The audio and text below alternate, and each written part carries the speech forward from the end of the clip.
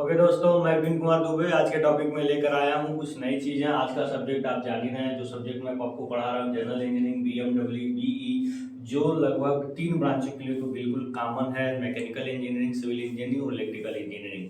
आज के टॉपिक में हम जो चर्चा करने वाले हैं वो आपके सामने है। इलेक्ट्रिक पोटेंशियल, पोटेंशियल डिफरेंस और ईएमएफ, इन तीनों का जो यूनिट होता है वो वोल्ट ही होता है बेटा। आज मैं यहाँ इस वीडियो सेशन में मैं इन तीनों में जो बारीक डिफरेंस है उसको मैं एक्सप्लेन करूंगा। Now I am going to explain the first topic, electric potential. In Hindi it is called वैद्युत विभव। तो हम बात करेंगे इलेक्ट्रिक पोटेंशियल के बारे में। जो आपके सामने पहला टॉपिक लिखा हुआ है इसको हम बोलते हैं वैद्युत विभव। ठीक है, तो वैद्युत विभव क्या होता है पहले इसके बारे में हम समझेंगे। जैसे मान लीजिए कि जहाँ भी कोई भी वर्क डन होता है तो वर्क डन उसके अंदर इलेक्ट्रिक एनर्जी, वर्क डन जो भी होता है वो उसके अंदर एनर्जी के फॉर्म में स्टोर हो जाती है। यानी कि जो वर्क होता है वही एनर्जी है, वर्क ही एनर्जी के फॉर्म में जनरेट होती है और एनर्जी फिर वर्क के फॉर्म में कन्वर्ट होती है। जैसे मान लीजिए कि अगर ये मार्कर है, इसको जब हम ऊपर उठाते हैं तो हम अर्थ के ग्रेविटेशनल फोर्स के अगेंस्ट वर्क करते हैं, काम करते हैं। वही काम इसके अंदर स्टैटिक एनर्जी के फॉर्म में जनरेट हो जाती है, इसमें कॉन्सिस्ट हो जाती है, निहित हो जाती है। लेकिन जब हम इसको छोड़ते हैं तो वही एनर्जी क्या है, काइनेटिक एनर्जी में कन्वर्ट हो जाती है। फिर जब टकराती है तो वो साउंड एनर्जी में कन्वर्ट होकर वायुमंडल में डिसिपेट हो जाती है। आपने देखा यहाँ पे पूरे प्रोसेस में न कहीं एनर्जी जनरेट हुई और न ही एनर्जी डिस्ट्रॉय हुई, केवल एनर्जी का केवल एक फॉर्म से दूसरे फॉर्म में क्या हो रहा है, कन्वर्जन हो रहा है। उसी प्रकार जब हम चार्ज को एक पॉइंट से दूसरे पॉइंट पे ले जाते हैं, कहीं भी उसको व्यवस्थित करते, चार्ज को हम कहीं भी भेजते हैं,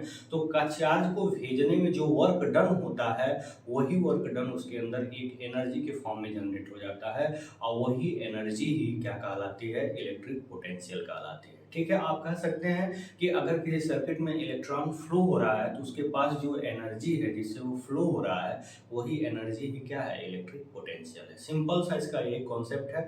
चार्ज जिस एनर्जी से सर्किट में फ्लो होता है that energy is called electric potential. लेकिन हम इसको डिफाइन करें तो हम क्या मानेंगे, हम इसको डिफाइन करते हैं कि अनंत से अगर क्यू कूलम आवेश को या यूनिट कूलम चार्ज को लाने में जो वर्क डन होता है वही क्या है, इलेक्ट्रिक पोटेंशियल है। यहाँ पे जो हम इनफाइनाइट टर्म यूज करते हैं इसका मतलब होता है कि चार्ज के आने का जो पोजीशन है वो फिक्स नहीं होता है। चार्ज कहीं एक पर्टिकुलर प्लेस से नहीं आती, चार्ज कहीं से भी आ सकती है। जैसे मान लीजिए प्रेजेंट में अगर आपके घर में सप्लाई है तो ये आपकी सप्लाई कहाँ से आ रही है, जनरेटिंग स्टेशन से आ रही है। जनरेटिंग स्टेशन से ट्रांसमिशन में, फिर वहाँ से डिस्ट्रीब्यूशन में, फिर आपके गांव के ट्रांसफार्मर में या शहर के नज़दीक के ट्रांसफार्मर में, फिर ट्रांसफार्मर से चार्ज आपके घर में आ रहा है। यानी कि चार्ज के आने का कोई पर्टिकुलर प्लेस नहीं है, कहीं से भी चार्ज आ सकते हैं।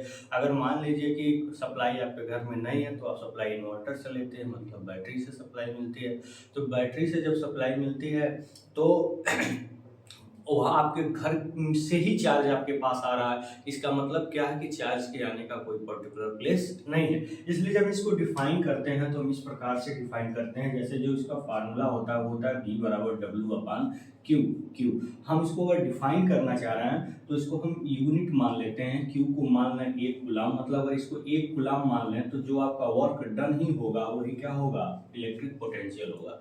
इसका मतलब क्या है कि अगर 1 कूलम चार्ज को हम कहीं से ला रहे हैं तो लाने में जो वर्क डन हो रहा है, जो काम हो रहा है, वही काम उसके अंदर इलेक्ट्रिक पोटेंशियल एनर्जी के फॉर्म में जनरेट हो रहा है, कन्वर्ट हो रहा है। वही इलेक्ट्रिक पोटेंशियल एनर्जी क्या है, इलेक्ट्रिक पोटेंशियल है। तो इसको हम डिफाइन कैसे करेंगे, अनंत से इनफाइनाइट होता है, अनंत से किसी यूनिट कूलम चार्ज को, किसी यूनिट कूलम चार्ज को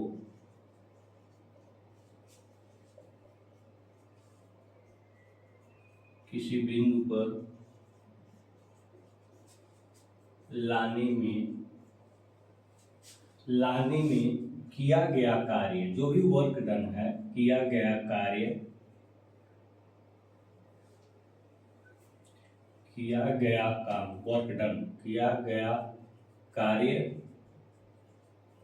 क्या कहलाता है, वैद्युत विभव कहलाता है, वैद्युत विभव कहलाता है। ठीक है, ऐसे आप इसको डिफाइन कर सकते हैं, ठीक है। या आप कह सकते हैं किसी point per unit coulomb energy की, यूनिट कूलाम चार्ज की इलेक्ट्रिक पोटेंशियल एनर्जी को हम क्या कहते हैं, इलेक्ट्रिक विभव कहते हैं, इलेक्ट्रिक पोटेंशियल कहते हैं, ठीक है। तो इसका मात्रक क्या है, इसका जो यूनिट है, इसका जो मात्रक होता है, इसका मात्रक वोल्ट है। इसका मात्रक क्या है, वोल्ट है। और इसको भी प्रतीकात्मक अक्षर से, इसको भी प्रतीकात्मक अक्षर से क्या करते हैं, प्रतीकात्मक अक्षर से क्या करते हैं, प्रदर्शित करते हैं, ठीक है, प्रदर्शित करते हैं, ठीक है। इस तरह से इसको डिफाइन कर सकते हैं। अगर मान लीजिए कोई पॉइंट है, अगर उस पॉइंट का वोल्टेज 10 वोल्ट है, इसका मतलब क्या है, इसका मतलब ये है कि इस पॉइंट पे बहुत सारे चार्ज हैं, लेकिन उसके एक कूलाम चार्ज की जो एनर्जी है वो क्या है, 10 जूल के बराबर है, ठीक है। आप कह सकते हैं यहाँ पे यूनिट कूलाम चार्ज के पास 10 जूल के बराबर इलेक्ट्रिक पोटेंशियल एनर्जी है। तो यहाँ इसको ऐसे भी डिफाइन कर सकते हैं दूसरे शब्दों, इन द अदर हैंड, ठीक है। अगर दूसरे शब्दों में इसको डिफाइन करना चाहते हो तो आप ऐसे कर सकते हैं, किसी पॉइंट पे, किसी पॉइंट पर, किसी point per unit coulomb, unit का मतलब एकांक, यूनिट कूलाम चार्ज के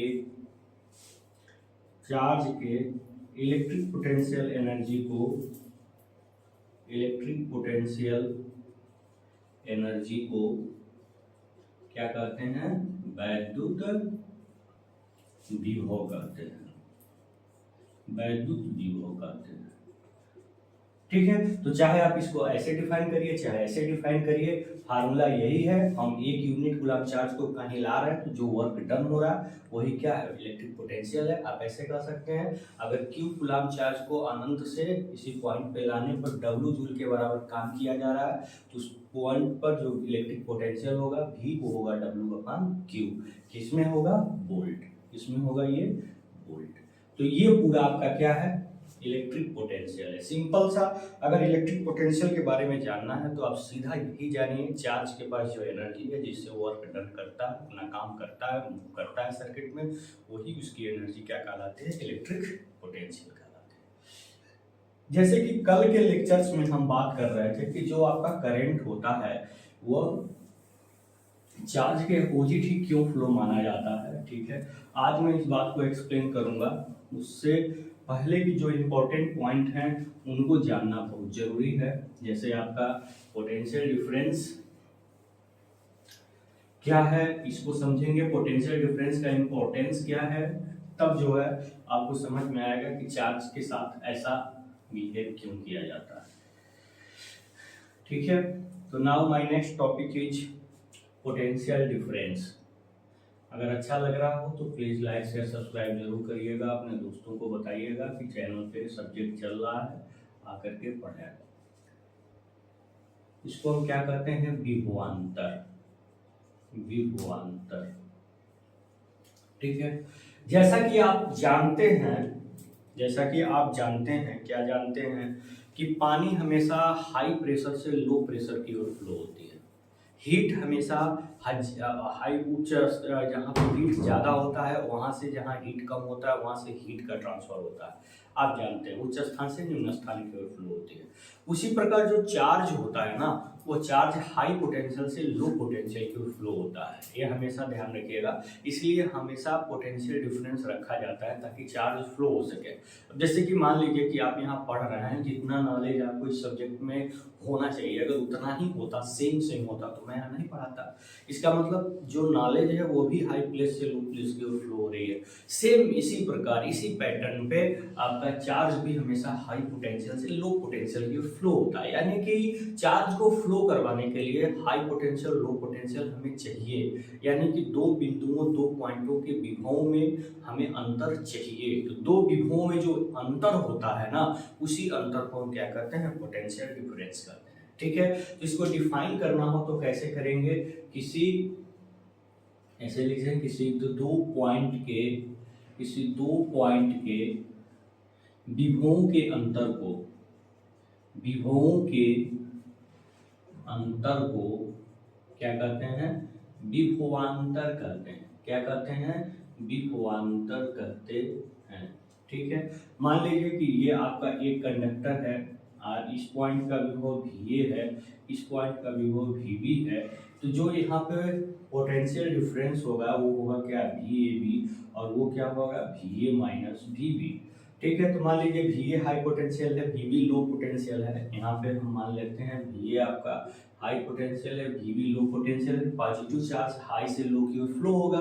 तो मान लीजिए Q कूलम का चार्ज फ्लो हो रहा है हाई पोटेंशियल से लो पोटेंशियल पे, और इसमें जो वर्क डन हो रहा है वो W हो रहा है। तो जो आपका पोटेंशियल डिफरेंस होगा VAB वो क्या होगा, VA माइनस VB W अपन Q। ये जो पोटेंशियल डिफरेंस है ना बेटा, यही एक इलेक्ट्रिक प्रेशर क्रिएट करता है जिससे चार्ज सर्किट में क्या होती हैं, फ्लो होती हैं। इसीलिए इसका नाम इलेक्ट्रिक प्रेशर भी है और इसी का नाम क्या है, वोल्टेज भी है। ठीक है, अगर हम बात करें तो इसका मात्रक क्या होता है, इसका मात्रक क्या होता है, इसका मात्रक वोल्ट होता है। ठीक है, अगर मान लीजिए कहीं हम पोटेंशियल डिफरेंस 10 वोल्ट मान रहे हैं, जिसका मतलब एक कूलम चार्ज को एक पॉइंट से दूसरे पॉइंट पे ले जाने में 10 जूल के बराबर हमें क्या करना पड़ रहा है, काम करना पड़ रहा है। इसका मतलब ये हुआ, पॉज करके इस बात को लिख सकते हैं कि अगर 10 वोल्ट कहीं पोटेंशियल डिफरेंट है, इसका मतलब क्या है कि एक कूलम चार्ज को हाई पोटेंशियल से लो पोटेंशियल की ओर लेके जा रहा है। अब यहाँ ध्यान दीजिए कि हम करंट को चार्ज मतलब हम जो भी देखते हैं कि जो आपका इलेक्ट्रॉन होता है करंट को उसके अपोजिट क्यों बिहेव करते हैं, क्यों मानते हैं, इस बात को यहाँ पे क्लियर कर देते हैं। मान लीजिए यहाँ पे हाई पोटेंशियल है 5 वोल्ट का, यहाँ पे लो पोटेंशियल है 3 वोल्ट का। तो पॉजिटिव चार्ज हमेशा पॉजिटिव चार्ज जो है हाई पोटेंशियल से लो पोटेंशियल पे फ्लो होता है, ध्यान देना है, पॉजिटिव चार्ज। और करंट का डायरेक्शन भी पॉजिटिव चार्ज के फ्लो होने के डायरेक्शन में ही मानी जाती है। ठीक है, तो जब उसी को हम क्या बोलते हैं, कन्वेंशनल करंट जो होती है वो पॉजिटिव चार्ज के डायरेक्शन में ही मानी जाती है। लेकिन अगर हम पॉजिटिव चार्ज की बात न करके अगर हम इलेक्ट्रॉन की बात करें तो इलेक्ट्रॉन का चार्ज क्या होता है, नेगेटिव होता है। इसलिए नेगेटिव बिहेवियर होने के कारण यहाँ पे I = dQ/dt। अब करंट को डिफाइन हमने किया ही था, तो आप जान रहे हैं कि जो आपका I होता है वो क्या होता है, dQ/dt होता है। यानी कि यहाँ पे जो आपका चार्ज है वो निगेटिव है, यानी कि इलेक्ट्रॉन है, तो यहाँ पे dt हो गया। तो ये निगेटिव क्या बता रहा है, ये निगेटिव सिंबल ही बता रहा है कि जो करंट होगा ना वो करंट इलेक्ट्रॉन के फ्लो के अपोजिट होगा, क्योंकि इलेक्ट्रॉन आपका निगेटिव से पॉजिटिव की ओर ही जाएगा। तो जाहिर सी बात है पॉजिटिव चार्ज पॉजिटिव से निगेटिव की ओर जाएंगे तो करंट पॉजिटिव से निगेटिव की ओर माने जाएंगे। इसीलिए करंट का डायरेक्शन इलेक्ट्रॉन फ्लो के अपोजिट माना जाता है। ठीक है, क्योंकि due to negative charge of electron, सीधी सा मैटर यही है। और ये क्या है, यही क्या है, इलेक्ट्रिक प्रेशर भी है, और यही क्या है आपका, यही क्या है, वोल्टेज भी है। तो वोल्टेज, इलेक्ट्रिक प्रेशर और पोटेंशियल डिफरेंस, इनमें कोई अंतर नहीं है, बिल्कुल ध्यान देने वाली बात है। बस विभवांतर, विभवों का अंतर, सिंपल। विभव इलेक्ट्रॉन या चार्ज की एनर्जी जिससे वो फ्लो होता है, बस सिंपल मैटर है। बहुत ज़्यादा इसमें ध्यान देने की और रगड़ने की कोई ज़रूरत नहीं है दोस्तों। ठीक है, तो ये हो गया potential difference. Now I am going to explain the third topic, that is called EMF।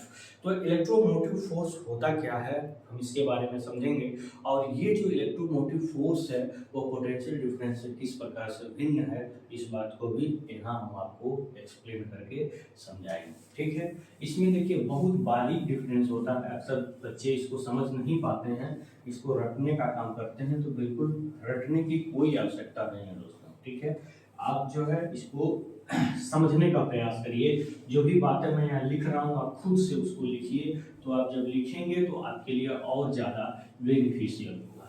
ठीक है, तो now I am going to explain the electromotive force. क्या होता है इसको समझिए। ठीक है, इसका अगला टॉपिक क्या है,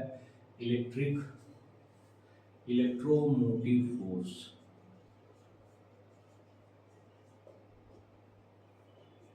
ठीक है, इसको हम क्या कहते हैं, वैद्युत वाहक बल। ये क्या होता है ना, ये किसी सोर्स का होता है। EMF हमेशा हम किसी सोर्स को लेकर बात करते हैं, जैसे आपका जनरेटर हो गया, बैटरी हो गया। ये सोर्स करते क्या है, चार्ज को एनर्जी देते हैं। तो सोर्स जो चार्ज को एनर्जी देता है उसी एनर्जी को हम क्या करते हैं, उसी एनर्जी को क्या करते हैं, इलेक्ट्रो पोटेंशियल एनर्जी कहते हैं। तो आप कहेंगे सर तो आपने बताया कि अभी चार्ज के पास जो एनर्जी है वो विभव है, तो जो उसके पास एनर्जी है वो विभव है, तो फिर वो इलेक्ट्रो पोटेंशियल कैसे हो गया, इलेक्ट्रोमोटिव फोर्स कैसे हो गया? तो मैं इसी बात को मैं बता रहा हूँ। जैसे चार्ज जो सोर्स होता है अगर उसको 20 जूल के बराबर एनर्जी चार्ज को दे दिया तो 20 जूल लेकर के जब चार्ज मूव करेगा तो उसमें से कुछ ह्रास भी होगा, कुछ उसके अंदर की जो एनर्जी है कुछ लॉस भी होगी। लॉस होने के बाद उसके पास जो एनर्जी बचेगी वही क्या कहलाएगी, इलेक्ट्रिक पोटेंशियल एनर्जी कहलाएगी, और वही उसका क्या कहलाएगा, विभव कहलाएगा। ठीक है, यानी कि इलेक्ट्रो पोटेंशियल एनर्जी यानी कि उसके पास जो विद्युत विभव है वो प्लस जो लॉस हो गई एनर्जी वो दोनों को जब ऐड करेंगे तब वो टोटल सोर्स की एनर्जी होगी। अब वो सोर्स की जो एनर्जी होगी वही क्या कहलाएगी, ईएमएफ कहलाएगी। ठीक है, तो जो आपका सोर्स की एनर्जी है वही क्या कहलाएगा, ईएमएफ कहलाएगा। ठीक है, तो ये आपके पास सीधे सी ये मैटर आ गया कि जो सोर्स जो एनर्जी प्रोवाइड करता है वही क्या कहलाता है, ईएमएफ कहलाता है। तो मान के चलिए कि अगर क्यू कूलम चार्ज को डब्ल्यू जूल के बराबर एनर्जी दिया जा रहा है, अगर कोई सोर्स है जो क्यू कूलम चार्ज को डब्ल्यू जूल के बराबर एनर्जी दे रही है तो डब्ल्यू अपन क्यू, ठीक है, ये क्या कहलाएगा आपका, ईएमएफ कहलाएगा। ठीक है, और ये क्या होगा, इसका भी यूनिट की अगर हम बात करें तो इसकी भी यूनिट क्या होगी, वोल्ट होगी। ठीक है, तो अगर हम इसी चीज को डिफाइन करना चाहें तो इसको हम ई प्रतीकात्मक अक्षर से व्यक्त करते हैं। तो अगर क्यू को 1 कूलम कर दें तो 1 कूलम चार्ज को जो सोर्स जो एनर्जी प्रोवाइड करेगा वही क्या कहलाएगा, ईएमएफ कहलाएगा। ठीक है, 1 कूलम, इसको आप डिफाइन कर सकते हैं, 1 कूलम चार्ज को ऐसे लिख सकते हैं, 1 कूलम चार्ज को सोर्स के द्वारा, किसके द्वारा, सोर्स के द्वारा जो एनर्जी प्रोवाइड की जाती है, सोर्स के द्वारा जो एनर्जी प्रोवाइड की जाती है उसे क्या कहते हैं, उसे ईएमएफ कहते हैं। क्या कहते हैं, ईएमएफ कहते हैं। ठीक है, 1 कूलम चार्ज को सोर्स के द्वारा जो एनर्जी प्रोवाइड की जाती है उसे हम क्या कहते हैं, उसे हम ईएमएफ कहते हैं, इलेक्ट्रोमोटिव फोर्स कहते हैं। ठीक है, उसी को क्या कहते हैं, इलेक्ट्रोमोटिव फोर्स कहते हैं। 1 कूलम चार्ज को सोर्स के द्वारा जो एनर्जी प्रोवाइड की जाती है उसी को हम क्या कहते हैं, इलेक्ट्रोमोटिव फोर्स कहते हैं। अब इसको यहाँ पे डिफाइन करना है तो कैसे करेंगे, यदि यहाँ पर ऐसे डिफाइन कर सकते हैं, 1 कूलम चार्ज को सोर्स के द्वारा जो एनर्जी प्रोवाइड की जाती है वही क्या कहलाती है, ईएमएफ कहलाती है। अब यहाँ पे ऐसे डिफाइन कर सकते हैं किसी सोर्स के द्वारा यूनिट कूलम चार्ज को, किसी सोर्स के द्वारा चार्ज को जो एनर्जी प्रोवाइड की जाती है, जो एनर्जी प्रोवाइड की जाती है उसे क्या कहते हैं, उसे ईएमएफ कहते हैं। उसे क्या कहते हैं, ईएमएफ कहते हैं। ठीक है, अब यहाँ पे ऐसे लिख सकते हैं, यदि क्यू कूलम चार्ज को, यदि क्यू कूलम चार्ज को डब्ल्यू जूल के बराबर, डब्ल्यू जूल एनर्जी दिया जाए तो सोर्स का जो ईएमएफ होगा, तो सोर्स का जो ईएमएफ होगा, तो सोर्स का ईएमएफ जो होगा क्या होगा, डब्ल्यू अपॉन क्यू होगा। क्या होगा, डब्ल्यू अपॉन क्यू होगा। किसी सोर्स के द्वारा चार्ज को जो एनर्जी प्रोवाइड की जाती है उसे क्या कहते हैं, ईएमएफ कहते हैं। यदि क्यू कूलम चार्ज को डब्ल्यू जूल के बराबर एनर्जी दिया जाए तो सोर्स का जो ईएमएफ होगा वो क्या होगा, डब्ल्यू अपॉन क्यू होगा। ठीक है, तो ये हो गया आपका। तो ये आपने देखा ईएमएफ क्या है। तो अगर हम इन तीनों के बारे में डिस्कस करें तो इन तीनों में एक संबंध नजर आएगा, क्या कि अगर यहाँ पे पहले आप इसको देख लीजिए, एक बार स्क्रीनशॉट ले लीजिए और इसको आप समझ लीजिएगा। मैंने इसको डिफाइन किया है विथ फार्मूला के अनुसार। तीनों का लगभग आप यही देख रहे हैं कि तीनों का फार्मूला एक ही बन रहा है और तीनों का मात्रक भी लगभग सेम आ रहा है, बिल्कुल सेम ही है, आ क्या रहा है, सेम ही है। तो अगर बारीकी से इनमें डिफरेंस देखा जाए तो क्या होगा, उसको हम थोड़ा सा एक लाइन में बता दे रहे हैं। इलेक्ट्रोमोटिव फोर्स के बारे में, इलेक्ट्रिक पोटेंशियल के बारे में और इन सारे पॉइंटों के बारे में हम एक बार देख लेते हैं, ठीक है। तो बारीकी से अगर इसमें डिफरेंस हम देखें तो क्या हमको मिलेगा, देखिए यहाँ पे मान लीजिए कि यहाँ पे मैंने एक सोर्स भी लगा दिया, बैटरी लगा दिया, ठीक है, प्लस माइनस।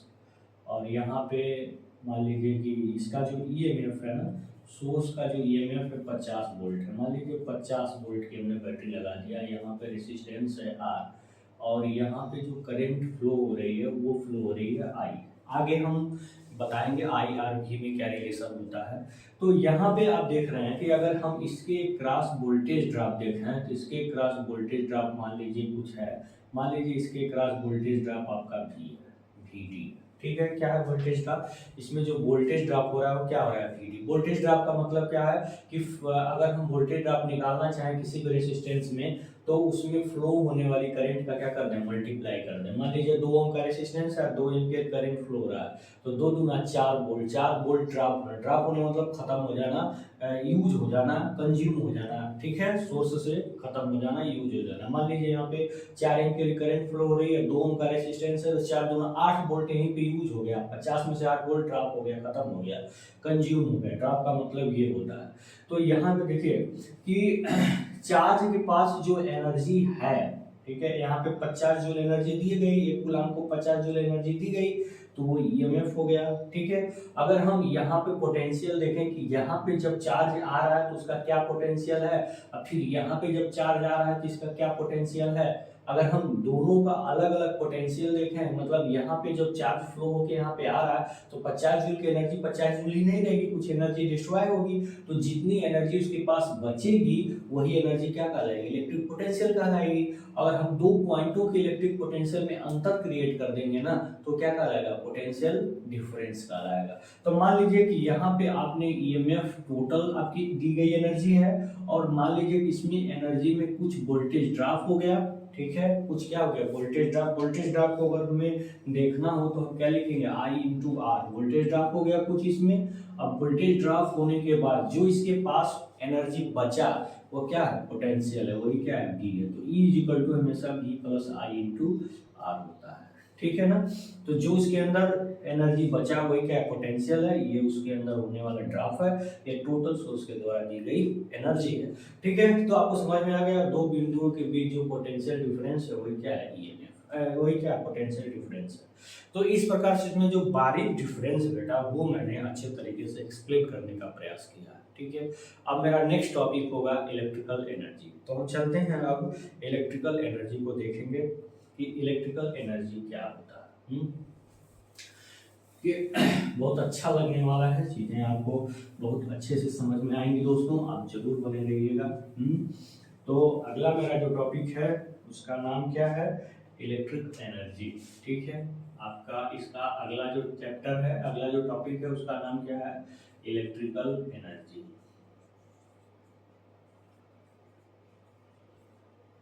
ठीक है।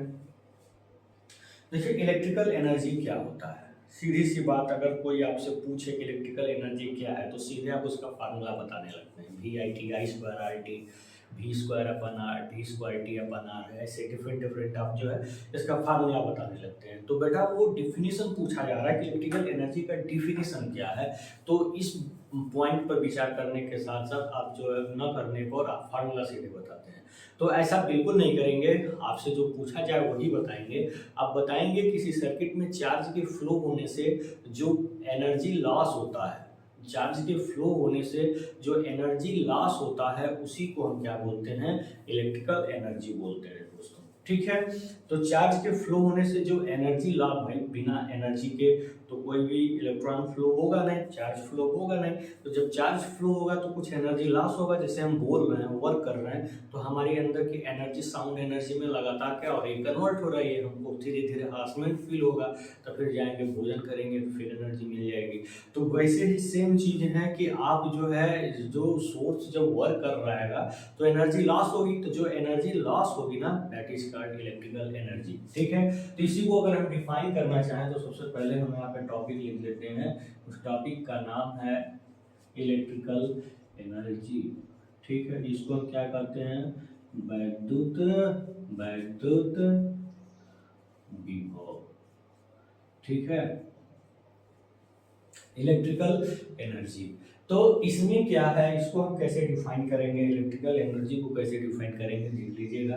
तो ये क्या होता है, तो इसको हमें डिफाइन करने के लिए कैसे लिखेंगे, किसी किसी वैद्युत परिपथ में, किसी वैद्युत परिपथ में चार्ज के फ्लो होने से, चार्ज के फ्लो होने से, चार्ज के फ्लो होने से जो एनर्जी का, जो एनर्जी का लॉस होता है या जो एनर्जी का हानि होती है, उसे क्या कहते हैं, ये वैद्युत विभव नहीं है दोस्तों, ये वैद्युत ऊर्जा है, ध्यान दीजिएगा। ठीक है। किसी वैद्युत परिपथ में चार्ज के फ्लो होने से जो एनर्जी का लॉस होता है, हानि होता है, उसे हम क्या कहते हैं, वैद्युत ऊर्जा कहते हैं, वैद्युत ऊर्जा कहते हैं। ठीक है। अगर हम बात करें तो इसका जो मात्रक होगा, इसका जो यूनिट होगा, इसका यूनिट क्या होता है, इसका यूनिट अगर हम देखेंगे तो इसका यूनिट होता है आपका क्या, kilowatt hour, kWh, megawatt hour, watt hour, watt second and इत्यादि, etc etc होता है। ठीक है। कहीं इसको के से प्रेजेंट करते हैं, कहीं इसको ई से प्रेजेंट करते हैं, अलग अलग जगह पे इसके प्रतीकात्मक अक्षर भी अलग अलग हैं दोस्तों। ठीक है। कहीं इसको डब्ल्यू से प्रदर्शित करते हैं, ये सारी बातें हैं। तो किसी वैद्युत परिपथ में चार्ज के फ्लो होने से जो एनर्जी का ह्रास होता है इन रियल में, वही आपका क्या है, इलेक्ट्रिकल एनर्जी है। कहीं इसको डब्ल्यू से, इसका मात्रक क्या होता है, kilowatt hour, megawatt hour, watt hour, watt second, different different इसके यूनिट होते हैं। तो अगर मान लीजिए कि अगर हम इसको डिफाइन करें कि यदि किसी सर्किट में, यदि किसी सर्किट का आर रेसिस्टेंस, यदि किसी सर्किट में आर ओम का प्रतिरोध, आर ओम का प्रतिरोध हो, आई एम्पियर धारा टी समय के लिए, टी समय के लिए, टी समय के लिए फ्लो हो रही हो, कितने समय के लिए, टी समय के लिए फ्लो हो रही हो, आर ओम का प्रतिरोध हो, आई एम्पियर की धारा, आई एम्पियर धारा टी समय के लिए फ्लो हो रही हो, तो उसमें लॉस होने वाली, लॉस होने वाली वैद्युत ऊर्जा W इक्वल टू क्या होगा, आई स्क्वायर आर टी, फिर क्या होगा v square T upon R, फिर क्या हो सकता है वी आई टी, फिर क्या हो सकता है वी आई को पावर कहते हैं p इंटू टी, और क्या हो सकता है आई टी को क्यू कहते हैं, Q equal to I T होता है ना, तो v into Q and so on, different different इसका जो है आपका फार्मूला बन जाएगा। ठीक है। ऐसे ये फार्मूला न्यूमेरिकल क्वेश्चन को सॉल्व करने के लिए बहुत ही इंपॉर्टेंट होते हैं, इसलिए फार्मूला आप जरूर ध्यान लीजिएगा। 2 मिनट के लिए आप इसका स्क्रीनशॉट ले सकते हैं, खुद से चीज़ों को लिखने का प्रयास करें दोस्तों। ठीक है, खुद से इनको लिखने का प्रयास करें।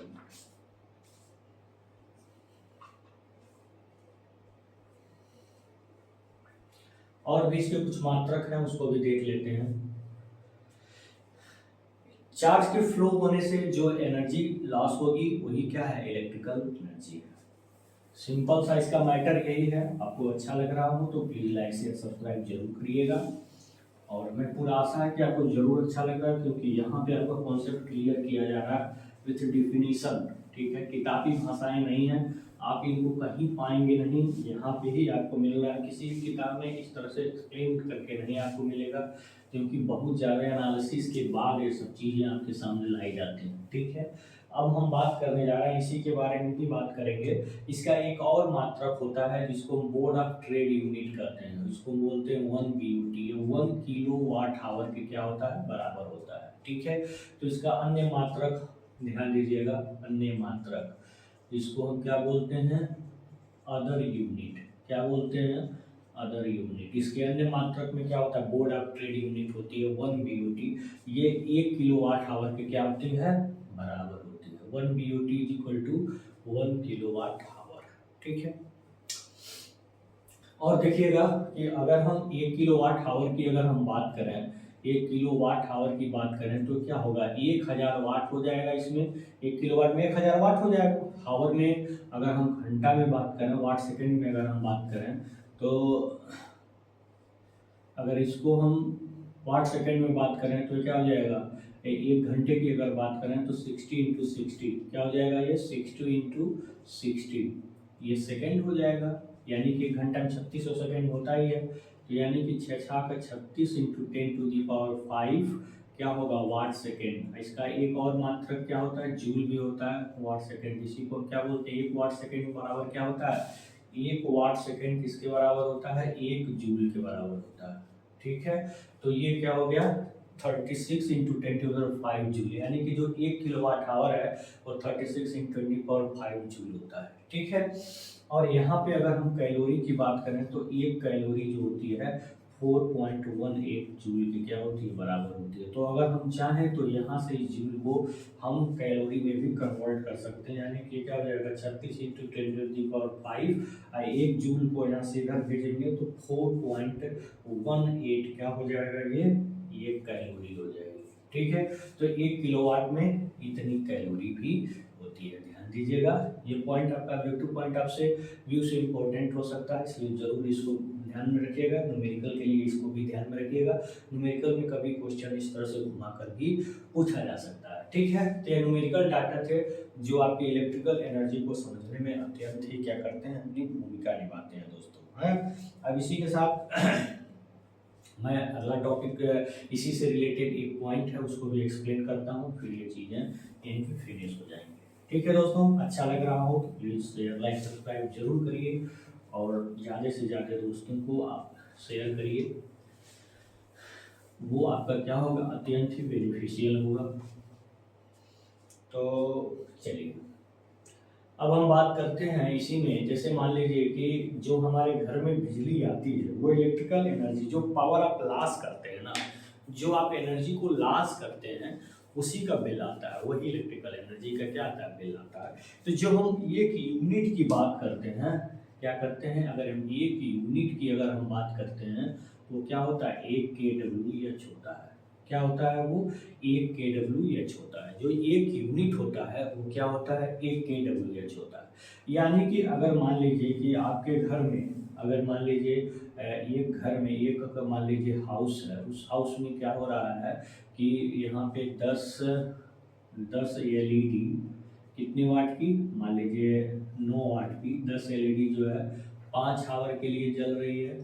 ठीक है, अगर मान लीजिए यहाँ पे 3 पंखे हैं, 3 फैन है, कितने, 60 वाट के, तो ये मान लीजिए आपके पर डे 10 आवर 10 घंटे जल रहे हैं। ठीक है, तो ये एलईडी है। मान लीजिए आपके पास एक टीवी भी है, और वो टीवी कितने वाट की है, 100 वाट की है, और वो दिन में भी 10 घंटे चल रही हैं, क्योंकि घर में क्या होती हैं, औरतें जब खाली होती हैं तो सीरियल ही देखती हैं। तो मान लीजिए कि यहाँ पे 10 घंटे के लिए टीवी भी चल रही है। ठीक है, तो अगर आप पूछा जाए तो 1 मंथ में कितना बिल आएगा, 1 मंथ में कितना इलेक्ट्रिसिटी का बिल होगा तो आप कैसे डिटरमाइन करेंगे। ये प्रैक्टिकल चीज़ें हैं, आप एक इलेक्ट्रिकल इंजीनियर हैं तो आपको ये बात जाननी चाहिए कि ये कितनी यूनिट हमको यहाँ पे सप्लाई को फीड करना होगा। हो सकता है कभी मीटर खराब भी हो तो आप कैलकुलेशन से आप मीटर के बारे में भी जान सकते हैं दोस्तों। इसलिए जानकारी आपके लिए वेरी वेरी इंपॉर्टेंट है, बहुत ही बेनिफिशियल, बहुत ही जरूरी है। हाँ, तो चलिए अब हम बात करते हैं कि कैसे हम इसको कैलकुलेट करते हैं। एक मंथ की बात कर रहा है, यानी कि पूरे 30 दिन की बात कर रहा है। हम देख लेते हैं एक दिन में कितना यूनिट बिजली खर्च हो रहा है। एक दिन की हम बात करें इन वन डे में हम देखते हैं कितना यूनिट बिजली खर्च हो रहा है। तो 5 घंटे के लिए आपका 10 एलईडी आपका कितने वाट का है, 9 वाट का चल रहा है। ठीक है, तो ये आपका क्या हो गया, ये आपका पावर हो गया ना, क्योंकि आपका जो W होता है वो P इंटू टी भी होता है। तो पावर आपका क्या है 9 वाट, और टी मतलब कितना समय के लिए चल रहा है 5 घंटे के लिए। और चूंकि 10 एलईडी है तो पावर 10 9 90 हो जाएगा ना, तो इसलिए पावर हो गया 1 घंटा हो गया। ठीक है, और फिर प्लस आगे देख लेंगे 10 घंटे के लिए। यहाँ पे आपका 3 फैन है 60 वाट का, तो यहाँ पे 3 इंटू 60 हो गया, और फिर यहाँ पे क्या हो जाएगा 10 हो जाएगा। और फिर यहाँ पे आपका क्या है 10 हावर के लिए है, तो यहाँ पे 10 हावर हो गया, और फिर क्या है 100 वाट हो गया। ठीक है, 100 वाट हो गया, बस एक ही है इसलिए ऐसे ही इसको रहने देंगे। तो ये हम पूरा जब कैलकुलेट करेंगे ना तो हमको क्या मिलेगा, यहाँ पे देख लीजिए, यहाँ पे हो गया ये 90 और 9 45 450 हो गया।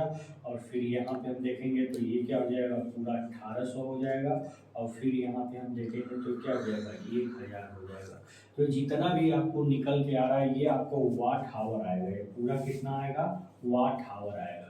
तो ये एक दिन में ये वाट हावर, इसको किलोवाट में हम कन्वर्ट करेंगे तो पूरा हम जब यहाँ पे ऐड कर रहे हैं तो हमको क्या मिलेगा, यहाँ पे देख लीजिए, यहाँ पे ये सब एक दूसरे के, यहाँ पे देख लेते हैं 1000 है, ये आपका 1800 है, 1800 है, अब फिर ये आपका ये पूरा ऐड कर लीजिए तो 5 हो जाएगा, 842 हो जाएगा, और ये 3 हो जाएगा। तो इतना आपका क्या आया, इतना आपका वाट आवर आ गया। ठीक है, अब इसको हम क्या बदलेंगे किलो वाट में, जब हम कन्वर्ट करेंगे तो 3250 में 1000 का क्या कर देंगे भाग कर देंगे। तो 1000 का जब भाग करेंगे तो कितना आएगा 3250 यूनिट। यूनिट मतलब KWH, तो यानी कि एक दिन का आपका 3 पॉइंट समथिंग यूनिट आप इलेक्ट्रिसिटी क्या कर रहा है कंज्यूम कर रहा है। ठीक है, तो पूरा 30 दिन का जो आपका यूनिट होगा, यानी कि 1 मंथ का जो यूनिट होगा, अगर इसको 3 ही मानते हैं, 2 पॉइंट को छोड़ दीजिए 3 ही मानते हैं, तो आपने 90 यूनिट बिजली एक महीने में क्या किया यूज कर लिया, अगर एक दिन में इतनी सारी चीजें यूज कर रहे हैं तो। ठीक है, तो इस तरह से आपने क्या देखा इलेक्ट्रिकल एनर्जी क्या होता है, इलेक्ट्रिकल एनर्जी को कैसे कैलकुलेट करते हैं, उसका फार्मूला क्या है। अगर हम बात करें कि 1 किलोवाट हावर अगर इलेक्ट्रिकल एनर्जी है तो उसका रियल में मीन्स क्या है, उन सारी बातों को हमने बताया। बस एक लास्ट बचा हुआ है इलेक्ट्रिकल एनर्जी का टर्म, आप उसका स्क्रीनशॉट लेना चाहते हैं तो ले सकते हैं, बहुत ही इंपॉर्टेंट है इलेक्ट्रिकल एनर्जी का कैलकुलेशन जो आपके पर डे यूज में आता है। ठीक है, ये सारी चीज़ें कहीं नहीं बताई जाएंगी आपको, केवल डिफिनीशन ही बहुत कम ही जगह पे बताया जाता है। इसलिए आप चैनल को जरूर लाइक करिए, शेयर करिए, अपने दोस्तों को बताइए। ये अत्यंत ही बेनिफिशियल बातें आपके सामने प्रोवाइड की जा रही हैं, वो भी फ्री ऑफ कास्ट। ठीक है, तो फिर इसमें अगर हम बात करें 1 किलोवाट आवर की, 1 किलोवाट आवर की, तो इसका मतलब क्या होता है, इसका मतलब क्या है कि 1 घंटे के लिए, 1 घंटे के लिए 1 किलोवाट के रेट से, 1 किलोवाट के रेट से इलेक्ट्रिकल एनर्जी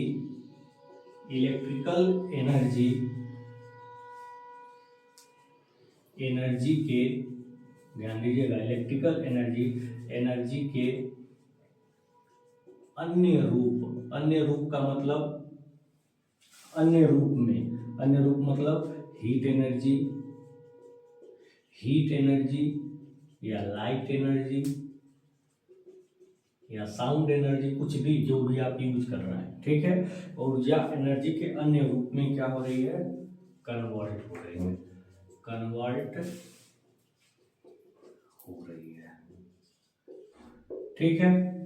1 घंटे के लिए 1 किलोवाट के रेट से इलेक्ट्रिकल एनर्जी एनर्जी के अन्य रूप में क्या हो रही है, कन्वर्ट हो रही है। इसका मतलब यही होता है, अगर 2 किलोवाट है तो 2 घंटे के लिए जितना भी किलोवाट है उतना एनर्जी जो है उस रेट से जो है इलेक्ट्रिकल एनर्जी एनर्जी के दूसरे फॉर्म में, मतलब वाट हावर की हम बात कर रहे हैं, जितने 1 घंटे में जितना वाट है, वाट क्या है, एक तरीका का रेट है ना, वर्क डन का रेट है, ठीक है। आगे हम बताएंगे इलेक्ट्रिकल पावर क्या है। तो ये एक रेट है, इस रेट से क्या हो रही है, इलेक्ट्रिकल एनर्जी पर्टिकुलर हावर के लिए एनर्जी के दूसरे फॉर्म में क्या हो रही है, कन्वर्ट हो रही है, ठीक है।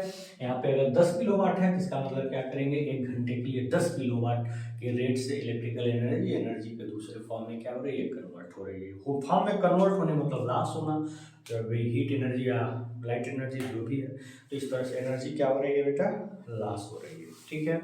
तो आज के सेशन में बस इतना ही, मैंने आपको बहुत इंपॉर्टेंट पॉइंट आप बताया। आज मैं इलेक्ट्रिक पोटेंशियल, फिर इलेक्ट्रिक ईएमएफ, इलेक्ट्रोमोटिव फोर्स, फिर पोटेंशियल डिफरेंस, फिर करंट का डायरेक्शन, कन्वेंशनल करंट, फिर इलेक्ट्रिकल एनर्जी से रिलेटेड सारे फार्मूले, सारे यूनिट, सारी बातें मैंने बहुत अच्छे तरीके से एक्सप्लेन करने का प्रयास किया। अब इसको आप कहाँ तक समझ पाए हैं कमेंट बॉक्स में जरूर लिखिएगा दोस्तों। आज के लिए इतना ही, धन्यवाद।